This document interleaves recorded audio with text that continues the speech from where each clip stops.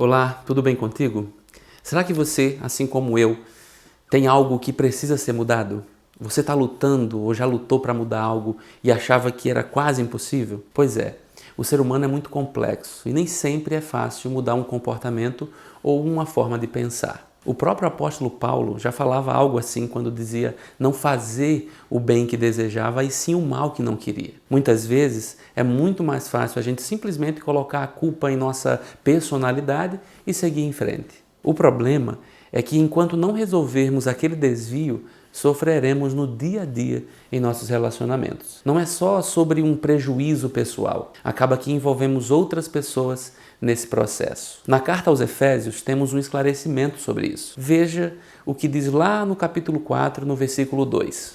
Sejam completamente humildes e dóceis, e sejam pacientes, suportando uns aos outros com amor. O interessante desse texto é que Paulo não está falando para os efésios que essas são qualidades pessoais que somente alguns têm. Não é sobre personalidade, é sobre a consequência do encontro com o Evangelho. É sobre o caráter de um filho de Deus. Como nos dias de hoje, a humildade não era uma virtude cobiçada. No mundo onde todos queriam honra e glória, o texto bíblico fala de humildade. Para piorar, o significado de ser humilde é se sacrificar, não se importando com a própria reputação. É um tipo de atitude vista plenamente somente em Cristo. Isso é desafiador. Pensa comigo, o que mudaria na sua vida se você fosse um pouco mais humilde? Quando Paulo usa a expressão dócil, ele toma emprestado a imagem de um animal sob disciplina e controle. É ser manso. É sobre isso que ele está falando. Em outras versões, seria suavidade no falar. Como temos falado com os outros? Qual o nível de suavidade em nossas falas? Será que nossa brutalidade natural tem sido subjugada pelo Evangelho? A outra virtude que o apóstolo fala no texto é a paciência. Em outras versões encontraremos a palavra longanimidade. Ser paciente é suportar o sofrimento, deixando a justiça e a vingança nas mãos do Senhor. É não tomar decisões precipitadas. É se acalmar, contar até 10 e tomar a decisão. Você já tomou decisões com a cabeça quente e depois se arrependeu?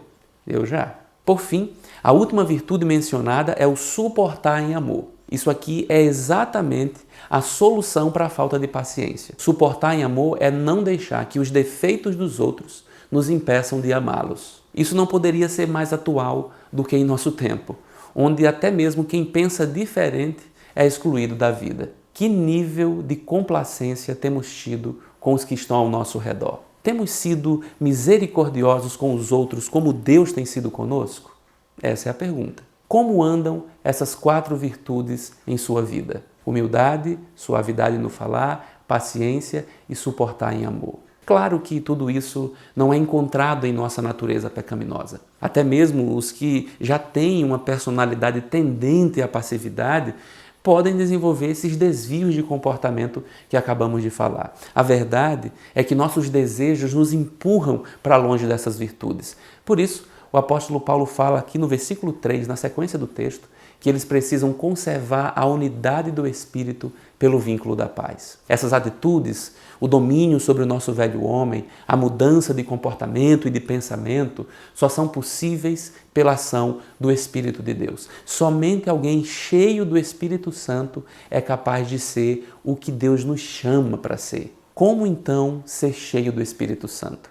Isso é um tema para um outro vídeo, mas por hora eu te indico a leitura da carta aos Efésios, para você entender melhor essa temática. Leia essa carta na íntegra e me procura que depois a gente vai conversando sobre isso. Eu te convido hoje a refletir sobre tudo que falamos nesse vídeo e a colocar o seu ser diante do Senhor. Será que você pode agora reservar um tempo e se colocar em oração? Calvino dizia que nossas ansiedades e imperfeições devem ser o combustível para as nossas orações. Então, que o Senhor nos ajude. Estamos todos nesse mesmo caminho, somos todos dependentes dessa maravilhosa graça revelada em Cristo Jesus. Até a próxima.